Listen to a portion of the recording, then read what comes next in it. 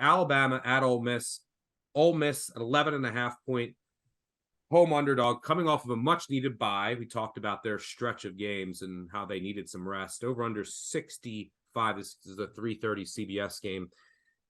When I look into this game, look, I mean, Alabama, you have a couple trends that are interesting. They're now 2-6 against the spread over the past 2 seasons in true road games.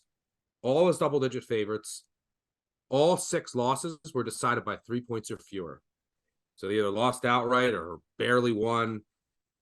And Saban, I went back and looked, after a straight-up loss in the regular season at Alabama, 4-10 against the spread the next game. If you remove Mississippi State, who he always beats by 50, he's 0-8 against the spread after a straight-up loss, which I did not expect. I expected to see like 12-2.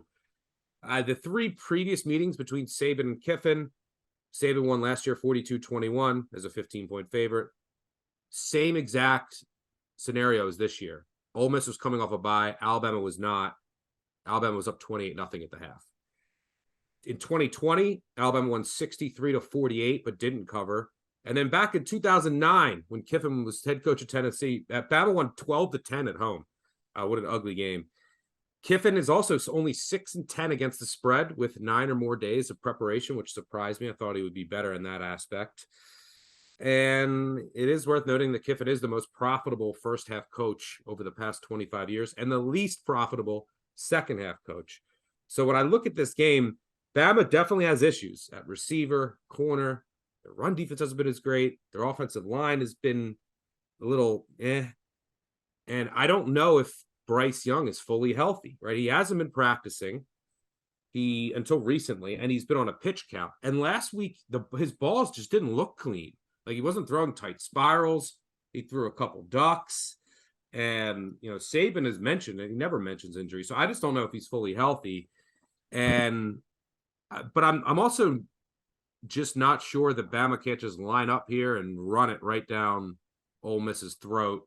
This seems like a Bama spot, but I just don't know if I can trust them. What do you see here? Well, now you're talking me into the under, because I've got, problems on the other side of the ball, because this number is outrageous. It should be 7. Like, I've checked all the other power ratings up against ours. This number should not be in the double digits, but are we going to back Bama on the road again?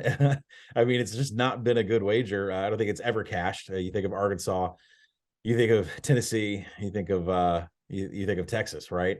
And then you go to Ole Miss's strength of schedule, and they're outside the top 40. It has not been tough for them at all. And Ole Miss is and this is, I said, when we started the season, I said, this is not the team that Lane Kiffin wants. It's not the makeup of what he wants to run. Ole Miss is a run first team, a run second team, a run third team. They have a 64% rushing rate, and they're very successful with it, but that makes them one dimensional, which means Alabama can load the box, and they shut down rushing attacks. And when I say that, I mean true rushing attacks, right? You're going to turn around and hand the ball off. That's what they shut down. Now, the teams that have torn Alabama up on the ground had dual threat quarterbacks. That was Jaden Daniels, Hendon Hooker, and KJ Jefferson. They all made the Bama defense pay on the ground. So you have to ask yourself, is Jackson Dart going to be able to do the same thing? He was shut down against LSU, Vandy, and Kentucky. Other games, he had over 100 yards on scrambles and designed runs. So, the question is, I think the critical point is this: is Bama's defense going to be able to stop Jackson Dart and his inside zone read, outside zone read, whatever he decides to play keeper? I mean, the Bama defensive line is stopping the rush at the point of attack and behind the line of scrimmage. They have a great stuff rate.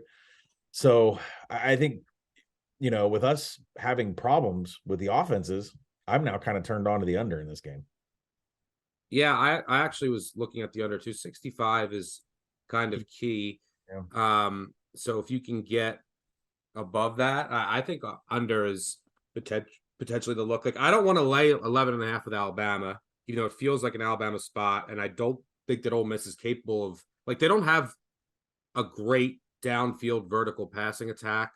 They don't have a great defense that's going to generate a lot of pressure. Like, I don't see Ole Miss pose, and I'm just not a buyer of Ole Miss. I mean, have you seen what they did this year? They haven't had a great schedule.